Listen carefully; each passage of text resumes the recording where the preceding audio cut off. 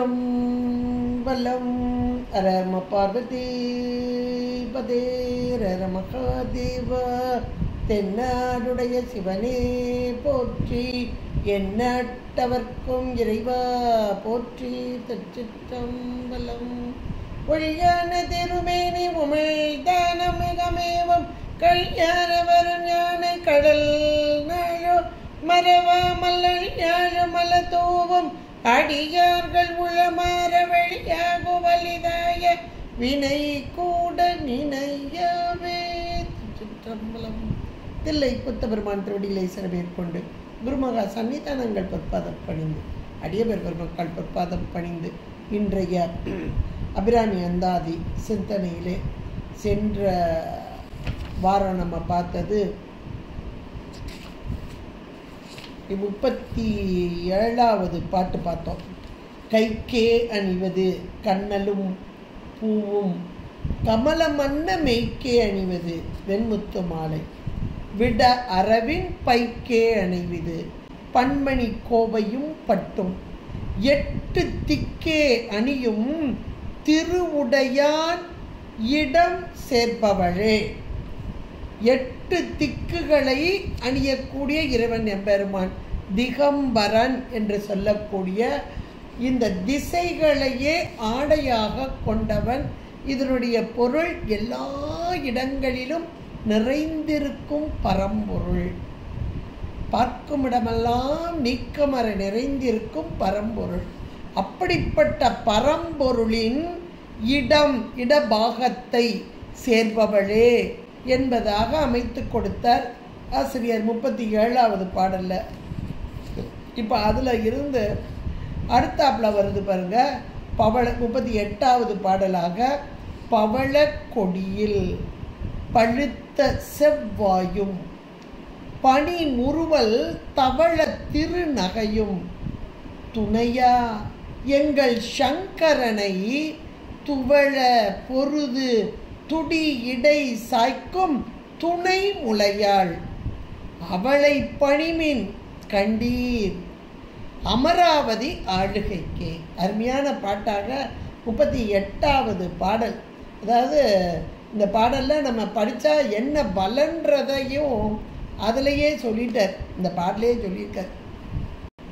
பொதுவாக நிறையா பாடல்களில் பார்த்திங்கன்னா அபிராமி அந்தாதியில் இந்த பாட்டை படித்தா இன்ன பலன், இந்த பாட்டை படித்தா இந்த பலன் சொல்லி கூட நிறைய பேர் அதை போட்டு விட்றாங்க. இருக்கட்டும், ஆனால் மொத்தத்திலே நம்ம அபிராமி அந்தாதி படிக்கிறதே மிகப்பெரிய பலன் நமக்கு தெரியும். ஆனால் ஒவ்வொரு பாட்டுக்குமே ஒரு பலன்றதில் இந்த பாட்டில் அந்த பலனையே சொல்கிறார். அமராவதி ஆளுகைக்கு அப்படிங்கிறார். இந்திரலோகம், அந்த போகம் சொல்லுவாங்க, இந்திர போகம். புரந்தராதி இன்பமும் அப்படி வருது திருவாசகத்தில் மணிக்க வாசகர். இந்திர போகம் அப்படின்னாலே நல்ல ஒரு அனுபவம். என்ன அனுபவம்? இன்ப அனுபவம். நமக்கு இன்பம்னா பிடிக்கும், துன்பம்னா துவண்டு போயிடுவோம். துன்பமே வேண்டாம், எப்போவுமே இன்பம் வேணும்னு கேட்போம். சாமிகிட்ட கேட்குறது அப்படி கேட்போம். இப்போ அந்த இதைத்தான் சொல்கிறார். அமராவதி ஆளுகை என்றால் இன்ப போகம். சதா காலமும் இன்ப அனுபவமே வேண்டும் என்று நினைக்கிறீர்களா? அவளை பணிமின், அம்மையை வணங்கி வழிபாடு செய்யுங்க கண்டீர் அப்படின்னு ரொம்ப அழகாக அந்த வார்த்தையில் கடைசியாக சொல்கிறார். அப்போ அமராவதி ஆளுகை என்றால் இந்திர போகம். இந்திரன், தேவேந்திரன், அவன் இருக்கக்கூடிய உலகம், தேவலோகத்தின் தலைவனாக இருக்கக்கூடியவன் தேவேந்திரன். அவன் இருக்கக்கூடிய இந்திரலோகம். அந்த அனுபவம் போகம் என்பது சதா காலமும் இன்பத்தையே தருவது, துன்பக் கலப்பே இல்லாதது. இப்படிப்பட்ட இந்திர போகம் வேண்டுபவர்கள் இவளை வணங்குங்கள் அப்படின்னு சொல்லிட்டு, அப்போ அந்த அம்மை எப்படிப்பட்டவளாக, இப்போ இந்திரலோகம் கிடைக்கணும் அப்படின்னா அந்த அம்மை எப்படிப்பட்டவளாக இருக்கிறாள் அப்படின்றத அழகாக கொண்டு வர்றார். பவள கொடி அப்படிங்கிறார். பவளம் போன்ற கொடி அப்படின்னா இந்த முழுக்க மொதல் 2 வரியுமே அம்மையுடைய வாய், இதழ்கள், பற்கள், இந்த 3 பொருளுக்குமே அங்கே ஒவ்வொரு உவமையாக அங்கே சொல்கிறார். பவள கொடியில் பழுத்த செவ்வாய். பனி முறுவல் தவள திருநகை. இந்த 2 வரியுமே அம்மையுடைய வாய் இதழ்கள் எப்படி இருக்கிறதா? பவளம் போல இருக்கிறதா. அதான் பவள கொடியில் அப்படிங்கிறார். அடுத்து அவளுடைய இதழ்கள் பழுத்த செவ்வாய், பழுத்த அப்படிங்கிறார். இந்த கோவைப்பழம் பார்த்திங்கன்னா நல்லா பழுத்துட்டுனா அவ்வளோ ஒரு கலர், செவந்த கலரில் இருக்கும். அப்போ தானே அது சாப்பிட முடியும். கோவைப்பழம்லாம் பழுக்கலைன்னா சாப்பிடவே முடியாது, நல்லா பழுக்கணும். அந்த பழுத்த பழம் நல்ல ஒரு சிவந்த அழகாக இருக்கும். இங்கே அம்மையுடைய வாய் இதழ்கள் எப்படி இருக்கிறது? பழுத்த செவ்வாயாக இருக்கிறது. பனி முறுவல் தவள திருநகை.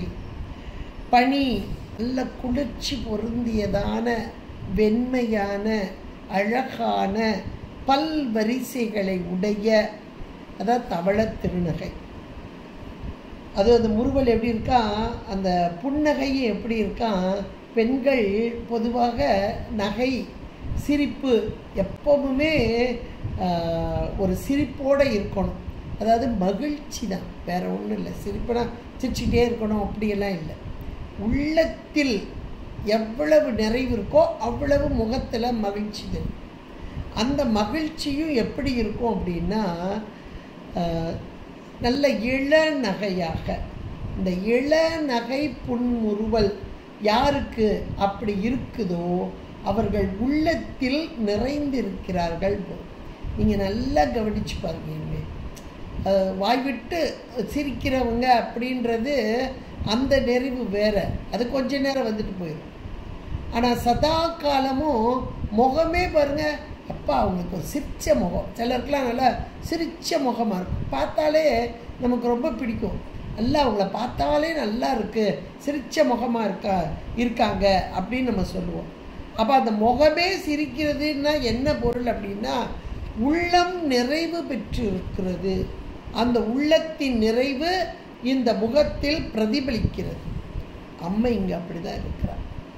ஏன் அம்மைக்கு இப்படி சொல்லப்படுகிறது அப்படின்னா அம்மை என்ற மாத்திரத்திலே ஞானமே வடிவான பரம்பொருள் இறைவன் எம்பெருமான் அவளுடைய, ஏன்னா அந்த பாடல்லையே பார்த்திங்கன்னா இது அந்தாதி பாடல். அந்தத்திலிருந்து ஆதி, அந்தத்திலிருந்து ஆதி, அந்தத்திலிருந்து ஆதினா சொல்லால் மட்டுமல்ல பொருளாலும். இதுதான் ரொம்ப முக்கியம்.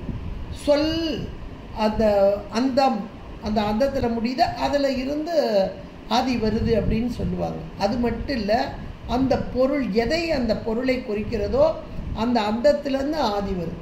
இப்போ கடைசியாக உள்ள பொருள் பாருங்கள், அந்த பாட்டில் 37 8 திக்கே அணியும் திருவுடையார், 8 திசைகளையும் தனக்கே கொண்ட திரு, எல்லா செல்வத்தையும் உடையவன். அந்த உடையவனின் இடம், இடம் சேர்பவளே. அப்ப எல்லா திசைகளிலும் நிறைந்து இருக்கும் எல்லா செல்வங்களையும் தனக்கே உடைய பரம்பொருள் அவனுடைய இடபாகத்திலே விட்டு பிரியாமல் இருக்கும் அம்மை, இடம் சேர்பவள். இப்ப இந்த அம்மை எப்படி இருப்பா? அவன் நிறைவானவன், இவளும் நிறைவானவன். நிறைவு எல்லாம் தனக்கு உரித்ததான இறைவன் எல்லாவற்றையும் தனக்குரியவன், எல்லா பொருளும் அவனுக்குரியது. அப்படி எல்லாவற்றையும் தனக்குரிய பொருளாக கொண்ட இறைவனின் இடபாகத்தில் இவள் இருக்கிறாள் என்றால் இவளும் எல்லாவற்றையும் உடையவள் என்பதான ஒரு பொருள்.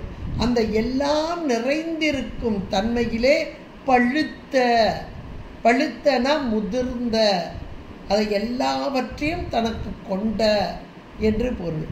அடுத்து பவளக்கொடி. பவளம் என்பது இங்கே நிறத்திற்கும் அதனுடைய தன்மைக்கும் சொல்லப்படுகிறது. பவளம் போன்ற மேனி இறைவன் எம்பெருமானுடைய மேனி செம்மேனி அம்மான் என்று சொல்வார்கள். நல்ல சிவந்த நிறம் இறைவனுக்குரியது. இங்கே அம்மையுடைய அந்த வாய் அழகாக பவளம் போன்று இருக்கிறதா, அந்த கொடியில தான் பழுத்த செவ்வாயாக இருக்கிறதா. அப்ப இந்த இவளுடைய வாய் என்பது எதை சொல்கிறது என்றால் ஞானமே வடிவான பரம்பொருள் பவள நிறம் பவளம் போன்ற மேனியை உடைய இறைவன். அவனுடைய ஆற்றல் வெளிப்படுகிறது. பவள கொடியில் பழுத்த செவ்வாயாக வெளிப்படுகிறது. எதற்காக? உயிர்களுக்கு நமக்கு உதவ வந்த பரம்பொருள். இதனுடைய பொருள் அப்படியே அதுதான். உயிர்களாகிய நமக்கு வாய் என்ற மாத்திரத்தில் இங்கே இறங்கி வந்த தன்மை. பவள கொடியில் பழுத்த செவ்வாய் இறங்கி வந்த தன்மை. உயிர்களுக்கு இறங்கி வந்து சக்தியாக, பரனிலிருந்து வெளிப்பட்ட சக்தி பராசக்தியாக. அந்த பராசக்தி எங்க வருது? உயிர்களுக்கு இப்போ உதவ வரணும். உதவ வருவதற்காக எங்க வருதுன்னா மாயை என்ற பொருள். ஏன்னா உயிருடைய அறிவில் இருக்கிறது இருள், அறியாமை. அந்த இருள் நீக்கணும்னா ஒரு ஒளிப்பொருள் சேர்க்கப்பட வேண்டும். அந்த ஒளிப்பொருள் மாயை என்ற ஒரு ஒளிப்பொருள். அது ஏகதேச ஒளிதான் இருந்தாலும் கூட அந்த மாயை என்ற ஒரு ஒளிப்பொருள் சேர்க்கப்பட இருக்கிறது. அது ஜடப்பொருள். அப்போ ஜடப்பொருள் தானாக சேராது. இந்த உயிர்களுக்கு கொண்டு போய் சேர்க்கணும்.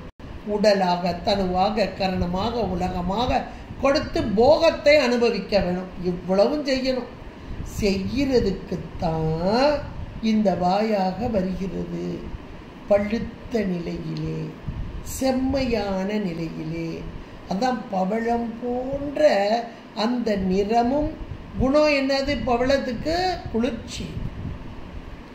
அப்படிப்பட்ட பவளம் போன்ற அந்த கொடியில் பழுத்த செவ்வாயாக வெளிப்படுகிறது. எப்படி வருதான்? பனி முறுவல். பனி என்றால் குளிர்ச்சி.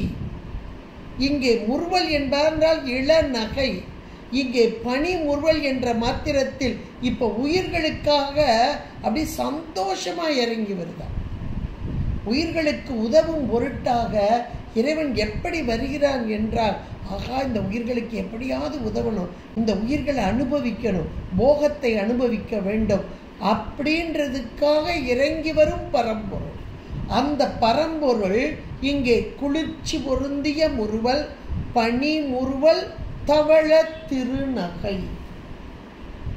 பனி முறுவல், குளிர்ச்சி பொருந்தி அந்த முறுவல் எப்படி இருக்குன்னா, முறுவல்னா புன்னகை தான், வேற ஒன்றும் இல்லை. அந்த புன்னகை மெல்லிதான. பெண்கள் சில நேரங்களில் அப்படியே இந்த பல்வரிசை கூட தெரியாது. அந்த அளவில் அழகாக ஒரு மென்மையான ஒரு நகை, மென்னகை. அது புன்னகையாக வெளிப்படக்கூடியதாக இருக்கும். இங்கே அம்மைக்கு அப்படிதான் இங்கே பனிமுறுவல் தான் சொல்லப்படுது. ஏனென்றால் உள்ளத்தின் மகிழ்வு, நிறைவு முறுவலாக உயிர்களுக்கு உதவ வேண்டும் என்ற பெரு விருப்பம் இங்கே புன்முறுவலாக வெளிப்படுகிறது. அதில் தவள திருநகையும் இதுவரைக்கும், இந்த தவள திருநகை இதுவரைக்கும் அம்மைக்கு உரியதான. இப்போ இந்த அம்மை இப்படிப்பட்ட ஒரு கெட்டப்ப அழகாக காமிக்கிறார். பவள கொடியில் பழுத்த செவ்வாய், பனி முறுவல், தவள திருநகை, இப்படி ஒவ்வொன்றா கொண்டு வர்றார்.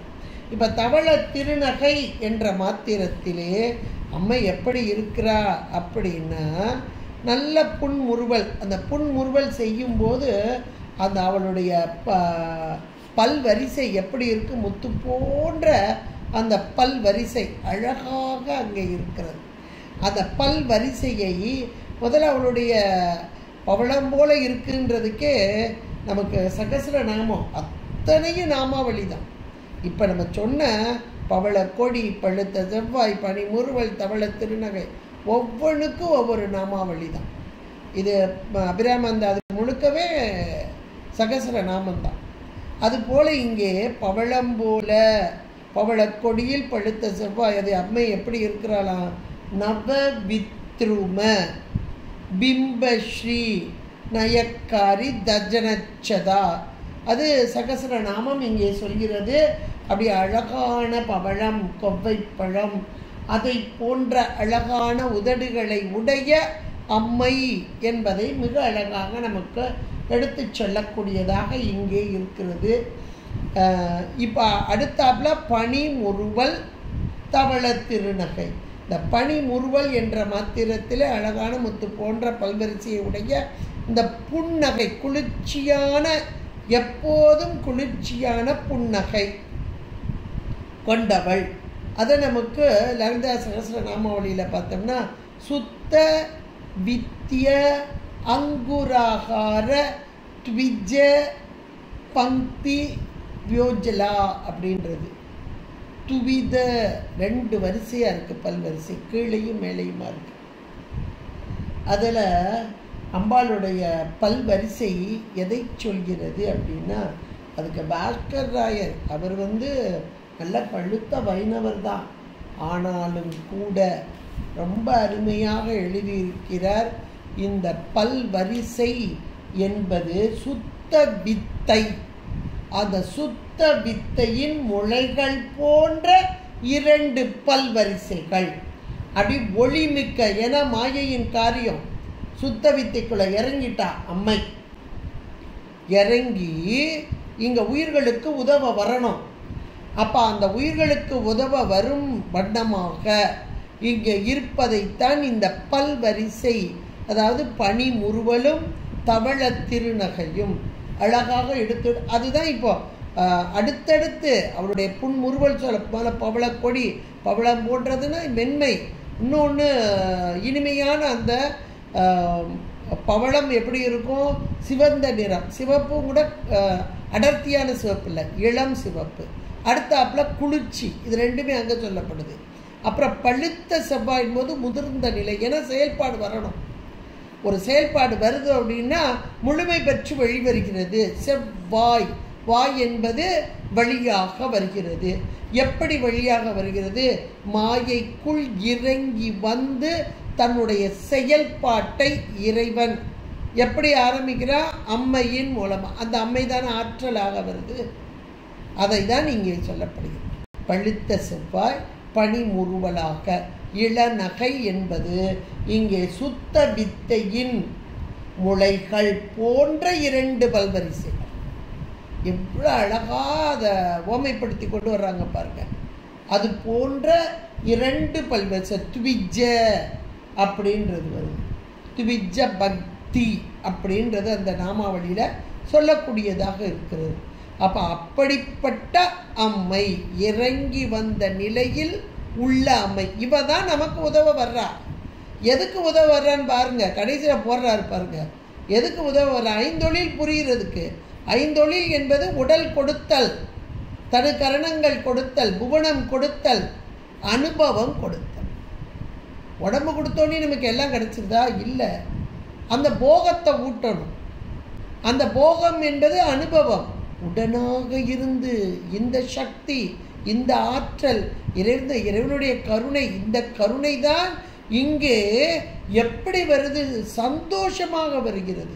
உயிர்களுக்கு நன்மை செய்ய வேண்டும் என்று அவ்வளோ ஒரு மகிழ்ச்சியாக வருகிறதாம். இந்த பனி முறுவல் என்பது அவ்வளோ ஒரு மகிழ்வோடு, இந்த உயிர்கள் இப்படி ஒன்றுமே தெரியாமல் இருக்குது, அறியாமல் இருக்குது, அறியாமையில் கிடக்குது, அதுக்காக அப்படி இறங்கி வரும்போது மகிழ்வோடு வருகிறார்.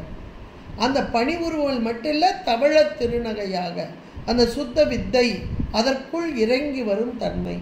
இன்னும் நம்ம சொல்ல போனோம்னா சுத்த வித்தையில் இறங்கி வர்ற அம்மை தான் இங்கே நமக்கு வாக்குகள், நமக்கு படிச்சிருக்கோம் உண்மை விளக்கத்தில்.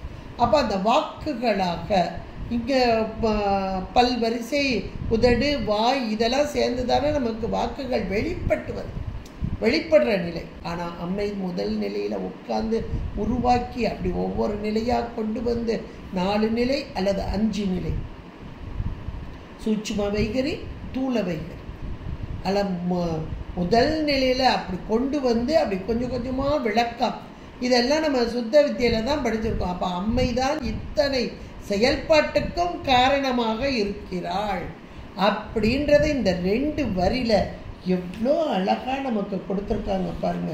அப்போ அதில் பனிமுறுவல், தவள திருநகை, அழகான வெண்மையான வரிசையான பல்வரிசை, அதான் திருநகை என்று சொல்லி, இப்போ இப்படிப்பட்ட அம்மை இறங்கி வந்துட்டா. எதுக்கு இறங்கி வர்றா? உயிர்களாகிய நமக்கு நன்மை செய்ய வேண்டும் என்பதற்காக இங்கே வருகிறார். அந்த உயிர்களுக்கு நன்மை செய்ய வேண்டும் என்பதில் மகிழ்ச்சியோட வர்றா. என்ன மகிழ்ச்சி? அந்த பனி முறுவல் என்பதாக.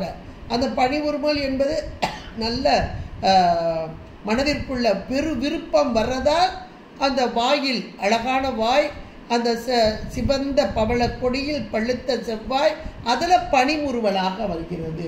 இதையும் நாமாவளி அழகாக சொல்லுது. எல்லாமே நாமாவளி அடுத்தடுத்து மந்தஸ்மித பிரபா பூர மஜ்ஜத் காமேச மானசா என்பதாக. மந்தஸ்மித பிரபாபூர மஜ்ஜத் காமேசா. ஏன்னா இந்த புன் சிரிப்பு, இதில் இந்த புன் சிரிப்பு தான். புன் சிரிப்பு அப்படின்னாலே எப்படிப்பட்ட புன் சிரிப்பு அப்படின்னா, தன்னுடைய மணாளன் காமேஸ்வரன், அம்மை லலிதாம்பிகைக்கு உரிய மணாளன் யாரு? காமேஸ்வரன். அந்த காமேஸ்வரன் அப்படியே சொக்கி மகிழ்ந்து போகிறானாம் இந்த புன்முறுவல்னால. அந்த அந்த புன்முறுவல் பார்த்த மாத்திரத்தில் காமேஸ்வரனுக்கு அவ்வளோ சந்தோஷம். ஏன்னா உயிர்களுக்கு நன்மை செய்ய வேண்டும் என்ற பெருவிருப்பம் கொண்ட இறைவன் இங்கே அம்மை இறங்கி வந்து விட்டால், பழுத்த செவ்வாயாக இறங்கி வந்து விட்டால், அதிலே புன்முறுவலோடு கூடியிருக்கிறாள். இதை பார்த்த மாத்திரத்திலே இதோ உயிர்களுக்கு இறங்கி வந்து விட்டாள் என்று அந்த காமேஸ்வரன். இதுதான் சரியான பொருள். அப்பா இறைவனுக்கு உயிர்களுக்கு உதவ வேண்டும் என்ற பெருவிருப்பம், அதற்காக இறங்கி வந்த ஆற்றல் அம்மை. அதை எவ்வளவு அழகான வரிகளாக, வார்த்தைகளாக கொண்டு வந்திருக்கார் பாருங்க. பனிமுறுவல் தவள திரு நகையும் இப்படி வந்த அம்மை. இந்த புன் சிரிப்பினால் அந்த காமேஸ்வரனை ஆட்கொண்ட அம்மை துணையா எங்கள் சங்கரனை துவள பொருது. எப்பவுமே இறைவன் இல்லாமல் இறைவி இல்லை, இறைவி இல்லாமல் இறைவன் இல்லை. இன்னைக்கு என்னென்னவோ சொல்லிக்கிட்டு இருக்கோம் நம்ம. ஆனால் உண்மை என்ன என்றால், ஞானமே வடிவான பரம்பொருள் உயிர்கள் மீது கொண்ட கருணை, அந்த கருணை தானே இங்கே பெண் வடிவம் கொண்டு வெளிப்பட்டு உயிர்களாகிய நமக்கு நன்மை செய்ய வருகிறது. இதில் நமக்கு சைவ சித்தாந்தத்தில் உண்மை விளக்கத்தில் இதை பற்றியெல்லாம் நம்ம அழகாக படிச்சுட்டோம். இறங்கி வந்த தன்மை, அந்த இறங்கி வந்த தன்மை தான் அம்மையாக. அப்படி அம்மையாக வந்த போதும் கூட இறைவனை ஒரு கணமேனும் விட்டு பிரியாத தன்மை. அதைத்தான் இங்கே துணையா எங்கள் சங்கரனை துவள பொருது. நல்ல ஒரு வார்த்தை, துவள பொருது. பொருதுனா மோதுதல். துவள பொருது, அவன் துவண்டு விழுகிற மாதிரி இவன் மோதுகிறாளாம். துவள பொருது துடி இடை சாய்க்கும் துணை முளையார். அப்ப அவன் மோதுறது, பொருதுன்றது மோதுறது. அப்போ மோதி அவனோடு இணைதல் என்ற ஒரு பொருள் இங்கே. அந்த இணைதல் என்பது இங்கே அம்மையின் அழகு. முதல்ல பவளம் போன்ற அந்த கொடி, அப்புறம் பழுத்த செவ்வாய் சொன்னார், பனி முறுவல், அழகான பல்வரிசை, இதெல்லாம் சொல்லி அடுத்து இந்த தவள திருநகையும் சொல்லி இந்த இறைவனோடு சேர்வதற்கு இவளுக்கு இன்னும் 2 எது அப்படின்னா இந்த துணை முலைகள். அப்போ துணை முலைகள் என்பது அம்மைக்கு எது என்றால் இங்கே ஞானமே வடிவான முலைகள், அதான் துணை முலையாள். நிறைய இடங்களை உண்ணாமுலை உமையாளோடு உடனாகிய பெருமான் என்று மிக அழகாக சொன்னார். அப்போ இது எதனை குறிக்கிறது? இந்த முலைகள் என்பது ஞானமே வடிவானது, ஞான பாலை தரக்கூடிய நகில்கள். ஆனால் இங்கே வாய் வைத்து யாரும் அருந்தாத உண்ணாமுலை என்று சொல்லக்கூடியது. அப்போ அம்மையின் நகில்கள் என்பவை ஞானமே வடிவானது. இந்த ஞானமே வடிவான அந்த துணை முலையை கொண்ட அம்மை இங்கே எதிர்த்து மோதி என்று அந்த துவள பொருதுன்னு ஒரு வார்த்தையை போட்டிருக்காரு. எதிர்த்து மோதுதெல்லாம் கிடையாது, விட்டு பிரியாத தன்மை. இப்போ ஞானமே வடிவான பரம்பொருள் இறைவன் தான். அந்த இறைவனுடைய ஆற்றல் தான் அம்மை. அப்போ இறைவனும் இறைவியும் சேர்ந்து இருந்து இங்கே உயிர்களுக்கு உதவும் தன்மை என்பதை சொல்வதற்காக இறங்கி வந்த தன்மையிலே இது கருணை தடத்தலக்கணம். கருணை அம்மை என்று பெயர் பெற்று அந்த அம்மையும் உயிர்களுக்கு எப்படி வருகிறது? குளிர்ச்சி பொருந்தியதா. ஏன்னா இவ்வளவு ஒரு வெப்பமான பிறவின்ற ஒரு நோய் ஒரு பக்கம், இன்னொன்று அறியாமைன்ற இருள் நடுக்கும், இதையெல்லாம் நீக்குவதற்காக வந்த அம்மை.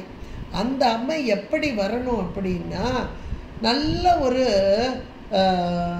அதாவது ஒன்றுமே தெரியாதவங்களுக்கு நல்ல ஒரு அறிவு விளக்கம் வர வேண்டும் என்றால் அவர்களுக்கு எப்படி வரணும்? ஒளியாக வரணும். அடுத்து அவர்களுடைய நடுக்கத்தை நீக்க வேண்டும் என்றால் வெப்பமாக வரணும். அடுத்தாப்புல அவங்களுக்கு ரொம்ப அதிகமான வெப்பம் இருக்குன்னா குளிர்ச்சியாக வரணும். இத்தனையுமாக அங்கே சொல்லப்படுகிறது. நமக்கு தான் அறியாமை என்ற இருள் நீக்குவதற்காக வெண்மை, அந்த நடுக்கம் அதை நீக்குவதற்காக பழுத்த செவ்வாய், நல்ல பழுத்த தன்மை, திடனான தன்மை, அதுதான் நடுக்கத்தை நீக்கும். அந்த திடன், அந்த பழுத்த செவ்வாய், இவ்வளவுமாக இறங்கி வந்த அம்மை இறைவனோடு ஒன்றித்த அம்மை. அந்த இறைவனோடு ஒன்றித்த நிலை என்பது துவள பொருது துடி இடை. நல்ல அந்த இடை என்பது அம்மைக்கு மின்னல் கீற்று போன்றது என்று கூட சொல்வார்கள். அப்படிப்பட்ட அழகான அந்த மின்னல் போன்றதான இடை. இங்கே துடி இடை சாய்க்கும் துணை முளையால், அந்த முளைகளால் தாங்க முடியாத, முளையை தாங்கிறதுக்கு சக்தி இந்த இடைக்கு இல்லையா. அதுபோல துடி இடை சாய்க்கும் துணை முளையால். அப்போ அந்த துணை முளைகள் என்பது ஞானமே வடிவான ஞான நிலை. ஞான நிலை. அப்போ அம்மை கருணை, அந்த கருணையான அந்த நிலையில் ஞானமோடு சேர்ந்து சிவத்தோடு சேர்ந்து நின்று இப்படி சிவசக்தி சொரூபமாக இருக்கும் அம்மையை இப்போ இந்த இடத்துல முழுக்க நம்ம இதை வச்சு பார்த்தா அம்மை கருணை, ஞானம், இறைவன். அப்போ கருணையும் ஞானமுமாக நின்ற நிலை சிவசக்தி ஸ்வரூப நிலை. இந்த நிலை இதுதான் அவளை பணிமின். இப்படிப்பட்ட நிலையில் உள்ள அம்மையை பணியுங்கள், அவளை பணிமின். இவளை வணங்கினாலே போதுங்க, எங்கேயும் போக வேண்டாம். நமக்கு நம்பி ஆரூரர் சொல்வார் பாருங்க, திருப்புகழூரில் பாடும்போது, தம்மையே புகழ் நிச்சை பேசினும் சார்கினும் தொண்டர் தருகில பொய்மையாளரை பாடாதே எந்தை புகழூர் பாடுமின் புலவீர்கள். இம்மையே தரும் சோறும் கூரையும் எத்தலாம் இடக்கடலுமாம் அம்மையே சிவலோகம் ஆழ்வதற்கு யாதுமையுறவில்லை. அருமையான பாட்டு. அம்மையே சிவலோகம் ஆழ்வதற்கு யாதும் ஐயுறவில்லையே அப்படின்னு பாடுவார். இப்போ இந்த வார்த்தை அதுதான், அவளை பணிமின். எவளை அப்படின்னா அல்ல கருணையே வடிவான அந்த திருவுருவம், ஞானமே வடிவான பரம்பொருளோடு இணைந்த உருவம், சிவசக்தி ஸ்வரூபமான உருவம், அந்த நிலையில் உள்ள அம்மையை பணிமின் கண்டீர். இப்படி உள்ள இறை அம்மையை பணிந்தால் எது கிடைக்கும்னா போகம் கிடைக்கும். இவ போகம் கொடுக்கறது தானே இறங்கி வர்ற அம்மை. இந்த மாயையின் காரியமாக இங்கே இறங்கி வர்றது எதுக்கு அப்படின்னா, மாயையை நம்மளோடு கூட்டி வைக்கிறாங்க. அஸ்தமாயை எல்லாம் அங்கே கூட்டு தத்துவங்கள்லாம் கூட்டி வைக்கப்படுது. அது ஜடப்பொருள் தானாக வராது, அமைதான் கூட்டி வைக்கிறா. அது கூட்டி வச்சா போதுமா? அது செயல்படாது, எல்லாம் செயல்பாடுக்கு வருது. செயல்பாடு செய்பவள் அம்மை. அப்போ அந்த செயல்பாடு என்பது எது என்றால் போகம். தனு கரண புவனம் போகம். போகம் என்பது அனுபவம். அது என்ன அனுபவம்? வினைக்கு ஈடான அனுபவம். ஆனால் சதா காலமும் இந்த அம்மையை யார் வணங்கி வழிபாடு செய்கிறார்களோ அவர்களுக்கு வினைக்கு ஏற்ற அனுபவம் அல்ல, இங்கே இந்திர போகம் கிடைக்கும் என்று சொல்கிறார். இவளை பணிமின் கண்டீர் அப்படின்னா வினை போகம் அனுபவிப்பது என்பது நமக்கு கொடுத்து நமக்கு கொடுக்கிறது. நமக்கு வினைக்கு ஈடான இந்த உடம்பு மாயையின் காரியம் கொடுக்கப்படுது.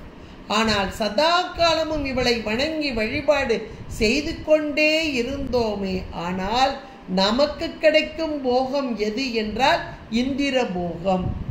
துன்பமே இல்லாத அந்த இன்ப போகத்தை, அந்த இந்திர போக அமராவதி, அமராவதி என்ற உலகம் யாருக்குன்னா இந்திரனுக்குரிய உலகம், அமராவதி உலகம்.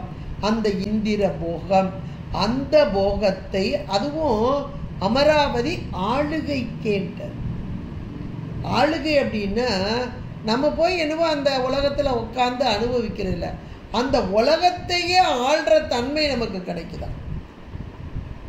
இந்திர போகத்தை அனுபவிக்கிறதுக்கு மட்டும் இல்ல, அந்த உலகம், அந்த இந்திரனுக்குரிய உலகம் எது? அமராவதி.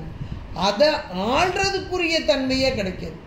சாதாரண ஒரு பிரஜையா ஒரு நாட்டில் ஒரு குடிமகனாக இருந்தால் நம்ம அனுபவிப்போம், லேசா ஏதோ ஒரு நன்மை அனுபவிப்போம். ஆனால் அதுக்காகத்தான் மாயையும் காரியம் கொடுத்து இங்கே அனுபவம் கொடுக்குறாங்க.